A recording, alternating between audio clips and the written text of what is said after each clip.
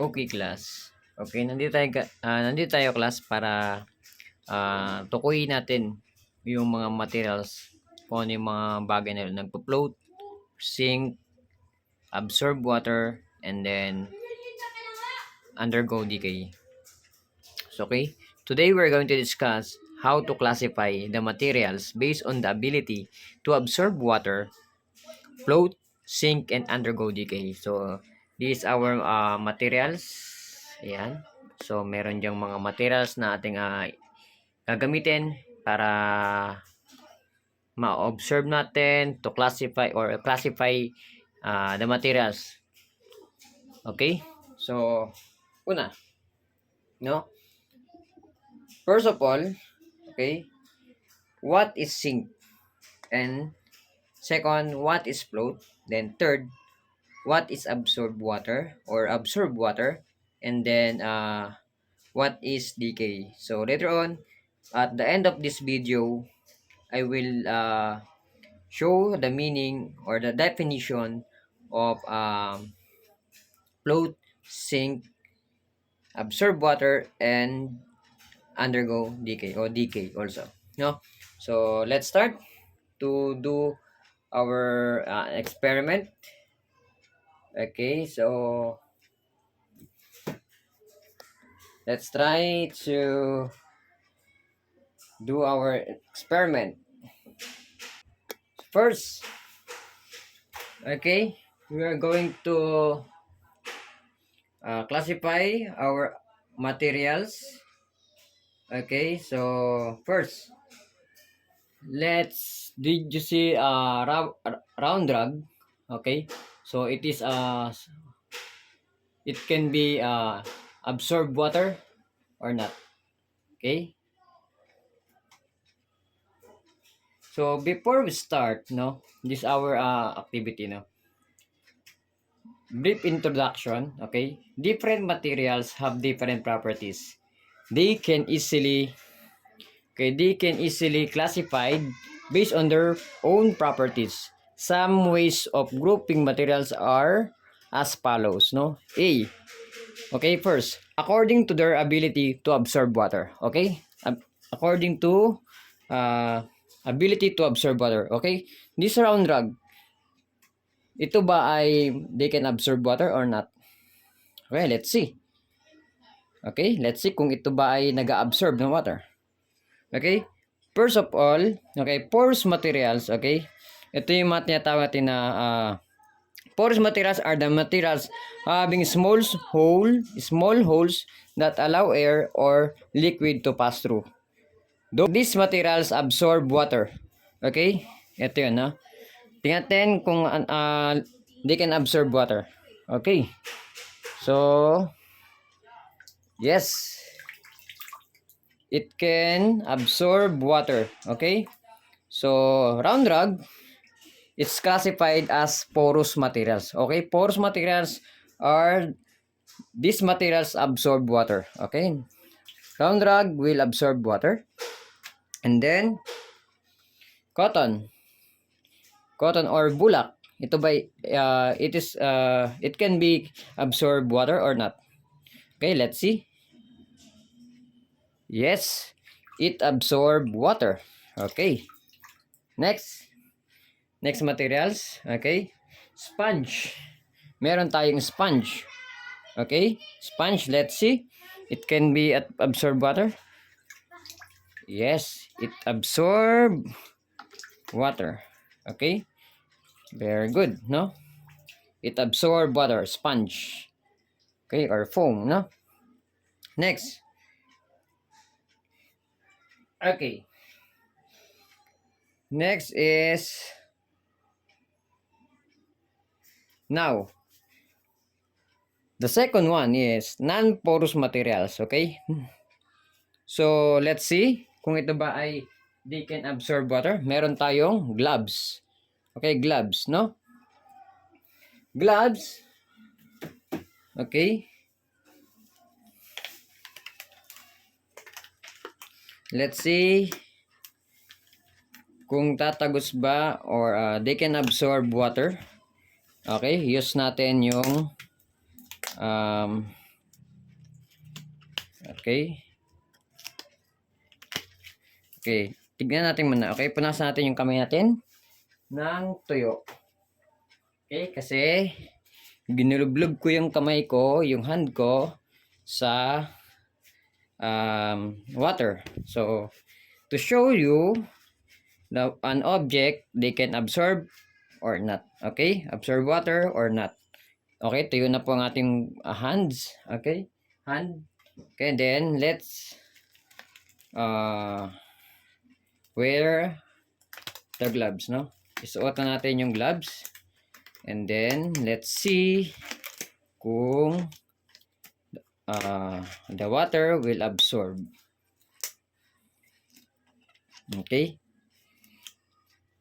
Okay. Okay, lub-lub natin. Okay. Okay. Okay. So, in our gloves, ayan. Okay. Hindi siya nag-absorb ng water. Ayan. So, tuyo pa rin ang ating kamay. Ayan. Tuyo pa rin ating kamay. So, yung gloves, okay, hindi siya nag-absorb ng water. Tuyo pa rin. Okay. So, yung gloves ay did not absorb water. Next, this one. Okay, this one. Okay. Lagyan natin ng tubig. Okay. Okay. Ayan. So, the bottle, okay, ito ba ay nag-absorb ng water or not? Okay. The answer is not. Because they do not absorb the water, and then yung sabi, okay, non-porous materials, okay, the gloves and then the bottle are the non-porous materials that do not allow water to pass through. Ibig sabihin, hindi po tumatagos dito yung water. Okay, pag nilagay mo po yung tubig dito, nandun na siya sa loob, pero hindi siya tumatagos unless nabutas yung container or the bottle. Okay, next, yung glass, no? Okay, lagyan natin ng tubig yung glass. Ito po. Ayan. Okay, so yung glass ay did not absorb water. Okay, so kasi the water, okay, do not allow the water to pass through. So yung water nag-stay lang inside the glass or your sa baso. Okay? Hindi tulad ng mga kanina, nag-absorb ng water yon. Okay? Yan. So, ang tawag doon sa mga bagay na hindi nag-absorb ng water ay mga non-porous materials. Okay? Non-porous materials are the materials they do not absorb water. And then, the materials absorb water, the materials absorb the water, it is porous materials. Now, we are done in non-porous and porous materials. Okay? Next is we are going to classify the ability to their ability to float or sink. Okay? Dito natin titignan kung ang mga bagay ay lulubog or lilitaw or lulubog or magpo-float. No? It's a metal spoon. Okay, let's see. Okay. The metal spoon, okay, going to the below of the water, no? Means go to sink means to go below the surface of the water. Ibig sabihin, nandun siya sa ilalim. And then, plastic spoon. Okay. Okay na. Balik natin. Ay, lumubog siya. Okay, so lumubog din yung plastic spoon. It depends on the materials na ginamit dito. Okay? So, if yung materials na ginamit dito ay medyo heavy, so I think lulubog siya. Okay, ayun. Okay, so lumubog yung plastic spoon. Okay? So, it depends on the materials na ginamit doon para magawa yung spoon, no? Now, scissor. Ito ay lulubog or lilitaw? Lulubog or float or sink. Let's see. It's sink, no? Next, nail cutter. Nail cutter, float or sink. Okay, sink.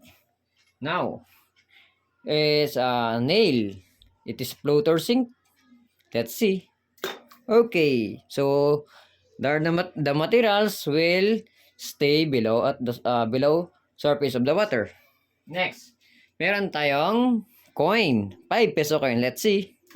Okay, so the materials go below the surface of the water. So nagstay sila sa ilalim ng tubig.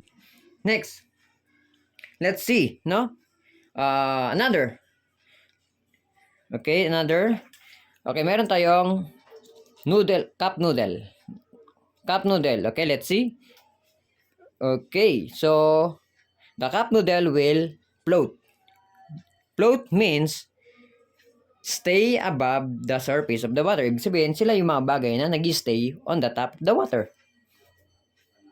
Next, bottle cup. Okay, bottle cup will float. They stay on the top of the water. Okay?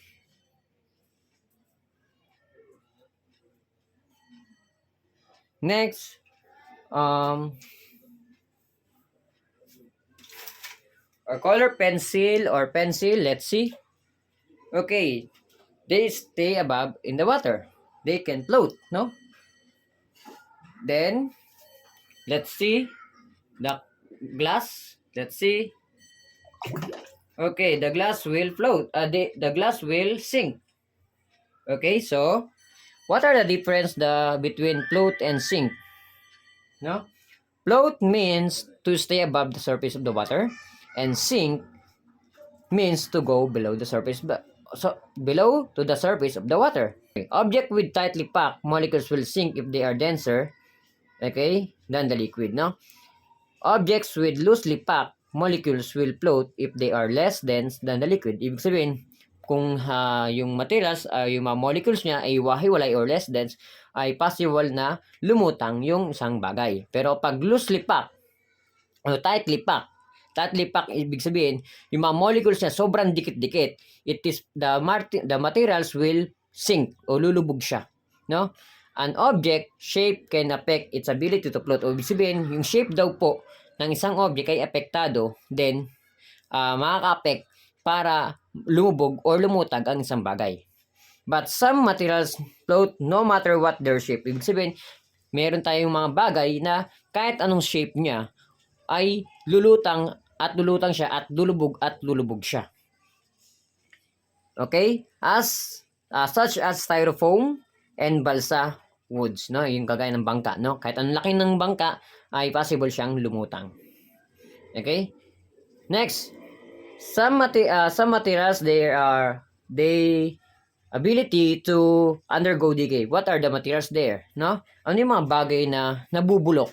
Decay means yung nabubulok, no? Okay, some materials undergo decay. Decay means to slowly destroy into bits in the presence of water, air, soil, and action of microorganisms. A materials decaying when it molds, foul odor, and worms and bubbles are forming example of materials that undergo decay, no? Ano example ng mga bagay ito? Okay, so example is banana peel, no? Balat ng saging. After days, weeks, it can decay. It will be decay. Ayan. The color is yellow, but sa pag lumipas ang mga araw o linggo, it will become black. Okay? It will become black. Okay? So mabubulok na po siya. Okay? Next, mga tira-tirang pagkain. Okay? Mga foods, no? It will become decay, no? Ito ay possible siyang mabulok, no? Okay, sample ito yung ulam or mga then another example is dead animals, no? All dead animals will undergo decay. Lahat po ng mga organisms na gaya ng animals, kahit tao, or animals, people, and then plants will undergo decay. Ano pa yung mga example nito? Gaya ng leaves, no? We are going to undergo the decay. No? So, yun lamang po. And then, thank you so much for watching. I hope nagustuhan niyo po ang ating video tutorial about sa float, sink, absorb water, and then undergo decay. No? Porous materials are the materials they absorb water, and then non-porous materials are the materials not absorb water. They do not absorb water, no? So, kung bago ka pa lang sa aking YouTube channel, don't forget to like and subscribe my YouTube channel. Thank you so much. I hope kayo po ay natuto ngayong araw. Thank you and God bless you all. God bless. Bye. Muli, ako po si Teacher. See you next. Bye-bye. Thank you for watching. Please subscribe.